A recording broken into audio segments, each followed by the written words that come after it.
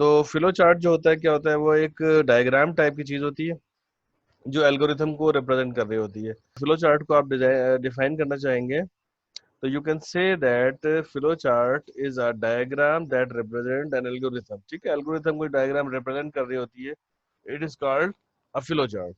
ठीक है। अब एल्गोरिथम जिस तरह एल्गोरिथम जो है वो शो कर रहा होता है किसी भी टास्क के स्टेप्स को, तो इसी तरीके से आपकी जो फ्लो चार्ट है वो भी, आपका जो फ्लो चार्ट है वो भी क्या कहते हैं, डिफरेंट सिंबल्स को यूज करते हुए आपके प्रोग्राम के फ्लो को शो कर रहा होता है। These symbols are link together with arrows to show the flow of process. ठीक है जी, ये सिंबल्स है वो आपस में एरोज के जरिए जो है ना वो लिंक हुए हुए होते हैं, ताकि आपको प्रोसेस की समझ आ जाए कि प्रोसेस का फ्लो जो है वो किस डायरेक्शन में है। The graphical representation of the algorithm gives a step-by-step solution. It is nothing but the graphical representation of algorithm. Algorithm तो आप जो लिखते हैं वो क्या कहते हैं, ह्यूमन रीडेबल लैंग्वेज में होता है, ह्यूमन लैंग्वेज में होता है, जबकि जो आपका जो फ्लो चार्ट होता है, it is a graphical representation of your algorithm. और ग्राफिकल रिप्रेजेंटेशन में क्या होता है कि इसमें सिंबल्स होते हैं कुछ कनेक्टेड विद द एरोज। ठीक है, to show the flow of the data from one end to the other. The flow chart used to analyze, design, document and manage a process. अब ये फ्लो चार्ट बनाए क्यों जाते हैं? ये इसलिए बनाए जाते हैं ताकि हम अपने प्रोसेस को एनालाइज कर सकें, जो प्रोसेस हम करने जा रहे हैं उसको एनालाइज कर सकें, उसे डिजाइन कर सकें, उसे डॉक्यूमेंट कर सकें और उसे मैनेज कर सकें। अब कुछ सिंबल जो यूज होते हैं, सिंबल जो यूज होते हैं फ्लो चार्ट के अंदर वो कुछ ये हैं। नंबर वन, सबसे इंपॉर्टेंट चीज ये है कि ये आपका स्टार्ट और stop of the flow chart ये आपके इस सिंबल से शो होता है। ठीक है, एलिप्स के सिंबल से शो होता है, एलिप्टिकल सिंबल से आपका प्रोग्राम का स्टार्ट और स्टॉप जो है वो शो होता है। इस सिंबल को हम टर्मिनल सिंबल भी बोलते हैं। ठीक है। नंबर टू, ये पैरेललोग्राम है। पैरेललोग्राम से हमेशा इनपुट और आउटपुट ऑपरेशंस को शो किया जाता है। ठीक है, जहां पर भी आप पहले पैरेललोग्राम का सिंबल देखेंगे तो इट मीन्स के या तो यहाँ पर कोई इनपुट ली जा रही है या यहाँ पर कोई आउटपुट दी जा रही है यहाँ से। ठीक है। इसके बाद जो रेक्टेंगुलर होता है, रेक्टेंगल सिंबल होता है, ये रेक्टेंगल सिंबल जो है वो प्रोसेस को शो कर रहा होता है, प्रोसेसिंग को। ठीक है, कोई भी प्रोसेसिंग स्टेप है उसको आपने रेक्टेंगल में शो करना होता है। अच्छा, इसके बाद आपका जो डायमंड सिंबल है वो डिसीजन को शो करता है कि आपका जो है जब डिसीजन ले रहे होते हैं तो इसके अंदर से मल्टीपल जो है ना ब्रांचेस निकल रही होती हैं जो कि मुख्तलिफ डिसीजन से रिलेटेड हो सकती हैं। जो कॉमन डिसीजन होते हैं यस और नो वाले, कि if marks are greater than 33 तो एक तरफ फ्लो चार्ट का फ्लो हो जाएगा, और अगर marks are not greater than 33 तो फिर दूसरी तरफ हो जाएगा, यस और नो। एरो सिंबल जो है फ्लो फ्लो का सिंबल है, it is called flow symbol. जो शो कर रहा था कि कौन सा स्टेप्स के बाद किस स्टेप की तरफ आपने जाना है। ये जो सर्किल है ये कनेक्टर सिंबल है। आपके जो दो से ज्यादा फ्लो लाइंस को कंबाइन करने के लिए ये कनेक्टर सिंबल यूज होता है। अच्छा जी, अब जब डिजाइन फेज खत्म होता है, डिजाइन फेज में आपने क्या करा कि आपने जो है वो एल्गोरिथम डिजाइन कर लिया, उसका फ्लो चार्ट डिजाइन कर लिया, तो आपके पास पेपर पे जो है वो आपके सॉफ्टवेयर का डिजाइन आ गया। आपने ये डिजाइन बहुत सोच विचार करके, बहुत ज्यादा प्रॉन्स एंड कॉन्स को आगे सामने रख के ये बनाया है। ठीक है, हर चीज को अपने मद्देनजर रख के डिजाइन बनाया है। जब एक दफा अच्छा डिजाइन आपके सामने आ जाता है तो फिर कंस्ट्रक्शन करना उसको कितना बड़ा मसला नहीं होता।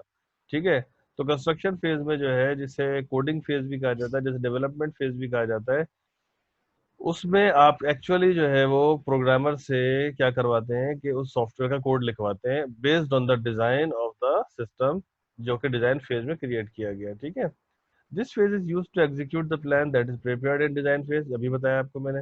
Number two, the developers write the code for data flow process. Data flow process को बस कोड किया जाता है इसके अंदर। They also design the actual user interface screen. ठीक है जी।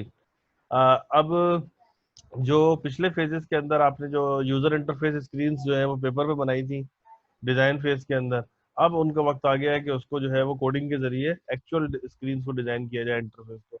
ये प्रोसेस भी जो है वो आपके डेवलपमेंट फेज में या कंस्ट्रक्शन फेज में या कोडिंग फेज में होता है। The code is written in programming language. Obviously programming language और टूल्स के जरिए को यूज करते हुए कोड लिखा जाता है। The coding is also called computer programming. ठीक है, यहाँ तो हम जानते हैं कि कंप्यूटर प्रोग्रामिंग का जो सिनोनिम है वो कोडिंग है। जब डेवलपमेंट फेज कंप्लीट हो जाता है तो डेवलपमेंट फेज की जो स्पीड होती है वो याद रखिए वो इनवर्सली प्रोपोर्शनल होती है एनालिसिस फेज की। जितना वेल थॉट एनालिसिस प्रोसेस होगा उतना ही डेवलपमेंट टाइम में आपका टाइम कम लगेगा, डेवलपमेंट में टाइम कम लगेगा। और जितना कम टाइम आप एनालिसिस फेज में लगाएंगे उतना ही ज्यादा टाइम आपका डेवलपमेंट फेज में लगेगा। तो डेवलपमेंट फेज और एनालिसिस फेज एक दूसरे के इनवर्सली प्रोपोर्शनल है तकरीबन। ठीक है, तो इसके बाद जब डेवलपमेंट हो चुकी होती है तो उसके बाद जो है अगला स्टेप जो होता है वो होता है टेस्टिंग वेरिफिकेशन फेज। टेस्टिंग में क्या करते हैं कि हम चेक करते हैं कि जो सिस्टम हमने डेवलप किया है क्या वो सिस्टम यूजर की रिक्वायरमेंट के मुताबिक काम कर रहा है या नहीं। अब एक्चुअल सिस्टम हमारे सामने आ गया, ठीक है, अब हमने उसके अंदर मुख्तलिफ किस्म की इनपुट्स और आउटपुट्स देख के उसके बिहेवियर को चेक करना है कि क्या जो काम हम चाह रहे हैं, सॉफ्टवेयर हमारा जो हमने अभी डिजाइन किया है या डेवलप किया है, क्या वो सॉफ्टवेयर वही काम कर रहा है। ठीक है, the process of executing a programming module to find errors is called testing. ठीक है, अब ये काम हम क्यों करते हैं, चेक क्यों करते हैं, ताकि हमें पता चल जाए कि अगर कोई एरर है इसके अंदर तो वो एरर जो है वो हम फाइंड आउट करें और उसको डिबग कर दें। It is used to test all aspect of the system to ensure its performance. हम इसे परफॉर्मेंस चेक करते हैं इसकी, ताकि परफॉर्मेंस हर एस्पेक्ट चेक करते हैं। हर वो एस्पेक्ट जो हमारे क्लाइंट की रिक्वायरमेंट है हमसे, हम उस एस्पेक्ट के ऊपर इसकी परफॉर्मेंस को चेक कर रहे होते हैं। The purpose of testing is to evaluate the program or system to determine whether it meets the required results। ठीक है जी, अभी आपको बताया कि रिक्वायर्ड रिजल्ट दे रहा है सिस्टम या नहीं दे रहा।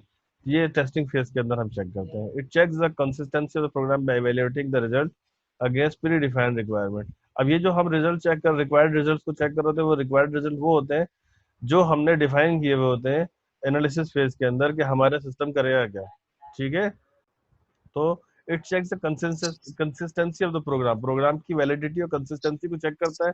किस तरह चेक करता है कि जो रिजल्ट प्रोग्राम दे रहा है उनको मैच करता है उस रिक्वायरमेंट से जो रिक्वायरमेंट डिफाइन की गई है। सही है, वो ये देखता है कि जो यस रिक्वायरमेंट हमने डिफाइन की थी क्या सिस्टम की जनरेटेड रिजल्ट जो है वो उन रिक्वायरमेंट से मैच कर रही है या नहीं कर रही है। सही है, अगर को मैच कर रहे हैं तो ठीक है, और नहीं कर रहे तो फिर डेफिनेटली उसको रिव्यू करना पड़ेगा कि ऐसा क्यों हो रहा है कि हमारा जो रिक्वायर्ड सिस्टम है, हमारा जो रिजल्टिंग सिस्टम है, रिजल्ट है हमारे सिस्टम के, वो रिक्वायरमेंट को मेट क्यों नहीं कर रहा है। ठीक है, बात समझ में आ गई। Yes sir.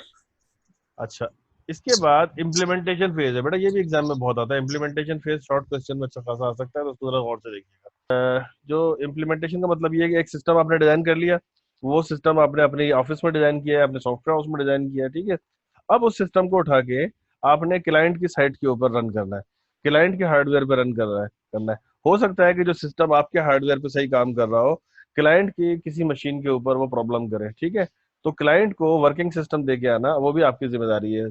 क्लाइंट की लोकेशन के ऊपर वर्किंग सिस्टम डिलीवर करना ये भी आपकी रिस्पॉन्सिबिलिटी है। ठीक है, तो इम्प्लीमेंटेशन फेज इसी चीज का नाम है। The phase a set of activities use to make the system available for use. ठीक है जी, सिस्टम को आप अवेलेबल करें यूजर के लिए, तो ये जनाब वाली फेज कहलाता है इम्प्लीमेंटेशन फेज। सिस्टम चाहे कोई भी हो, उसको इम्प्लीमेंट हमेशा टेस्टिंग फेज के बाद ही किया जाता है। In this phase the software and hardware is installed. इसे सॉफ्टवेयर और हार्डवेयर को जो है ना वो इंस्टॉल किया जाता है। ठीक है, इस फेज के अंदर the users and operation personnel are trained on developed software system.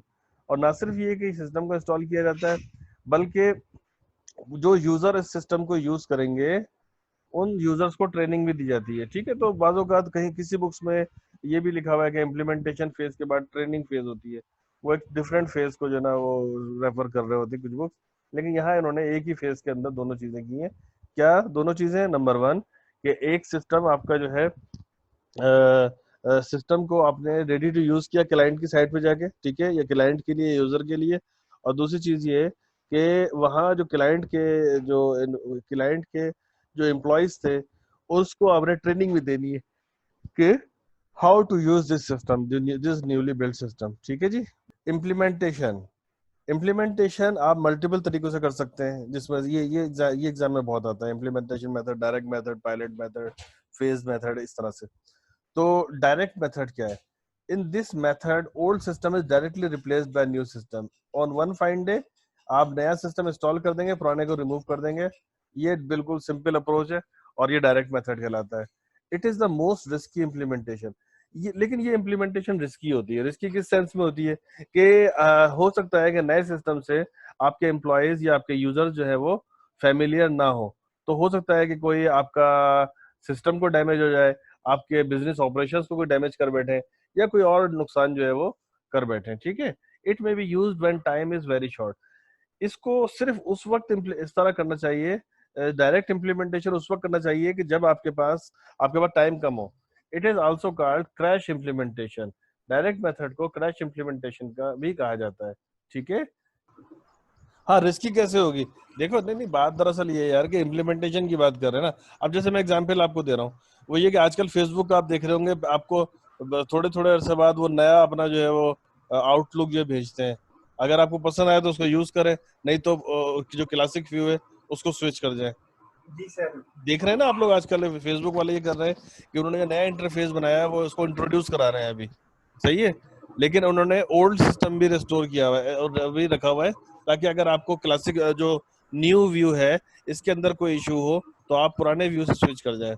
तो अगर वो ये करते, सपोज करें कि पुराना व्यू सडनली जो ना खत्म कर देते और आपको नया व्यू जो है वो कहते जी अब ये आज से नया व्यू हमने देना, तो ये कहलाता है डायरेक्ट इम्प्लीमेंटेशन। क्योंकि देखिए, बात सुने, बात ये है कि सिस्टम डेवलप कराता है कंपनी का या उस बिजनेस ऑर्गेनाइजेशन का ओनर। यूजर के लिए वो सिस्टम कितना बेनिफिशियल है, सॉरी बेनिफिशियल कह रहा हूँ, यूजर के लिए वो कितना इजी टू यूज है, ये with the passage of time define होता है। ठीक है, तो इम्प्लीमेंटेशन फेज ये है कि इम्प्लीमेंटेशन का मतलब ये है कि उस नए सिस्टम को आप क्लाइंट के जो क्लाइंट का सेटअप है, जो क्लाइंट की वर्किंग प्लेस है, उसके ऊपर कितनी देर के अंदर जो है वो फुली इम्प्लीमेंट करते हैं। क्लाइंट के जो एम्प्लॉयज हैं वो कितनी देर में इस काबिल होते हैं कि उसे यूज कर सके नए सिस्टम को। डेफिनेटली जब नया सिस्टम बनता है तो उसको स्टडी करने में और उसको यूज करने में कुछ टाइम लगता है, उसकी यूजेज सीखने में, उसको सीखने में कुछ टाइम लगता है। ठीक है, अब अगर ये अप्रोच अडॉप्ट की जाए कि आज पुराना सिस्टम हम खत्म कर रहे हैं और आज से बिल्कुल नया सिस्टम स्टार्ट हो गया, तो डेफिनेटली चांसेस ये हैं कि कुछ एम्प्लॉयज जो है वो उस नए सिस्टम को सही तरह अडॉप्ट नहीं कर पाएंगे और आपकी प्रोडक्टिविटी मुतासिर होगी। बाकी स्टूडेंट्स बताएं बेटा। Yes sir. अच्छा, डायरेक्ट मेथड के बाद जो अगला होता है वो होता है पैरेलल मेथड। पैरेलल मेथड में ये होता है कि दोनों सिस्टम एक साथ चल रहे होते हैं, न्यू सिस्टम और ओल्ड सिस्टम, दोनों सिस्टम्स को एक साथ इंस्टॉल कर दिया जाता है। अब जिस यूजर की मर्जी होती है, यूजर जो है जिस सिस्टम में कंफर्टेबल फील करे उस सिस्टम में को यूज कर सकता है। ठीक है, लेकिन with the passage of time जो पुराने सिस्टम है उसकी इन्वॉल्वमेंट कम से कम कर दी जाती है और नए सिस्टम की इन्वॉल्वमेंट ज्यादा से ज्यादा कर दी जाती है। तो इस अप्रोच को कहते हैं कि ये पैरेलल मेथड है। In this method both new and old system operate together for a period of time. अच्छा, अब ये फॉरएवर नहीं होता। ठीक है, कि दो नए और पुराना सिस्टम जो है वो दोनों साथ साथ चल रहे हैं, जिसकी मर्जी नया यूज कर, जिसकी मर्जी पुराना। एक टाइम लिमिट होता है, लेट से हम कहते हैं कि 2 महीने तक जो है वो नए और पुराने सिस्टम एक साथ चलेंगे। आपने जो एम्प्लॉयज हैं उनको नए सिस्टम 2 महीने के अंदर अंदर नए सिस्टम के ऊपर स्विच होना है। आप इस सिस्टम्स के ऑपरेशंस को क्या कहते हैं, सीख लें। ठीक है, तो ये एक पीरियड ऑफ टाइम के लिए होते हैं, जो कि नॉर्मली महीना 2 महीने से ज्यादा नहीं होता। ठीक है, it is the fastest and most expensive type of implementation. ठीक है जी।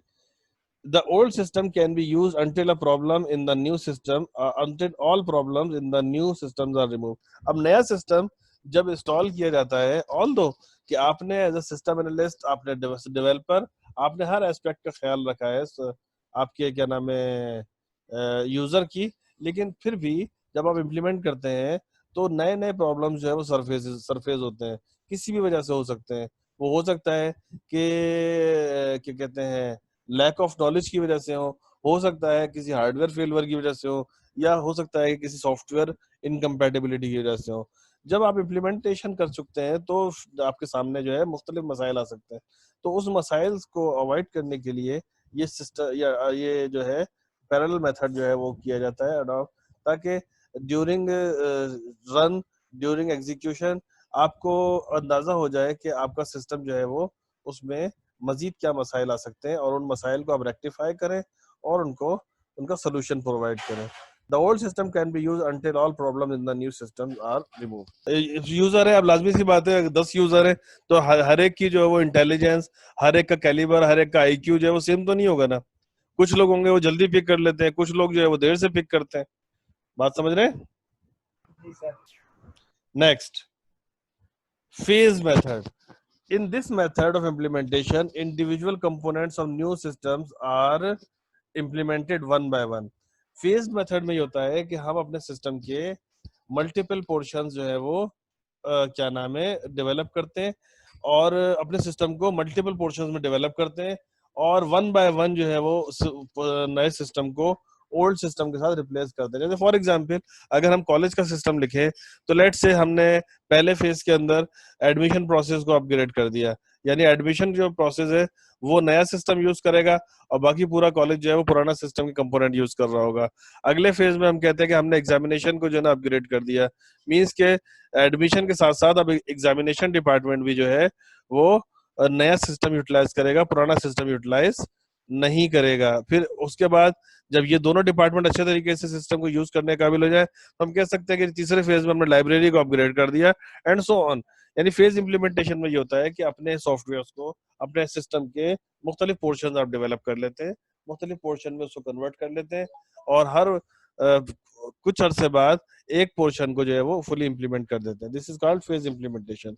पायलट मेथड, पायलट मेथड में ये होता है कि आपका जो ऑर्गेनाइजेशन का एक पार्ट है उसके लिए सिस्टम नया होता है, बाकी के लिए सिस्टम पुराना होता है। ठीक है, एक ऑर्गेनाइजेशन है, उसके 4 या 5 ऑफिसेज है या 4 या 5 डिपार्टमेंट्स हैं, तो उनमें से एक डिपार्टमेंट को सेलेक्ट किया जाता है और उस डिपार्टमेंट के अंदर नया सिस्टम जो है वो इंस्टॉल किया जाता है।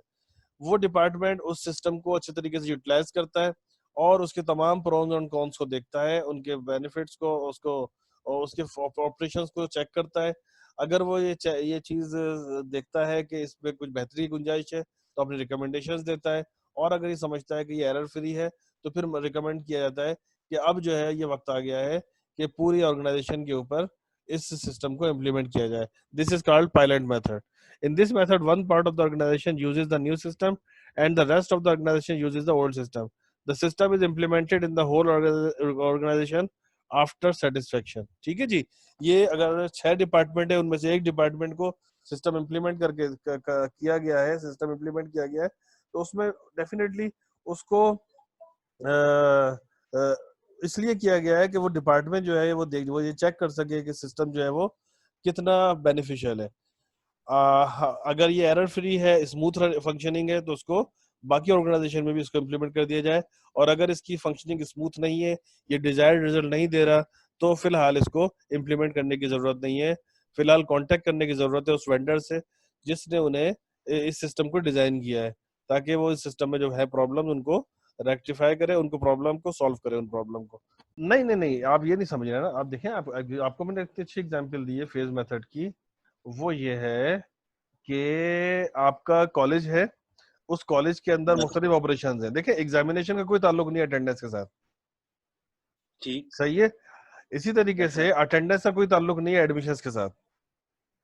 ये भी ठीक है सर। ये सारे ऑपरेशंस बिल्कुल, जो लाइब्रेरी है, लाइब्रेरी का कोई ताल्लुक नहीं है एडमिशंस के साथ। ये सारे जो ऑपरेशन है वो इंडिपेंडेंट ऑपरेशन है, सही है। अब अगर फर्ज कीजिए कि मैं एडमिशन को अपडेट करता हूँ, तो सारे के सारे जो प्रोसेस है वो एडमिशन का प्रोसेस जो है वही नया सिस्टम कंट्रोल करेगा। पुराना सिस्टम जो है वो जिस तरह चल रहा है उस तरह चलता रहेगा, समझ रहे? उसका कोई फर्क नहीं पड़ेगा नए सिस्टम को इंस्टॉल करने से।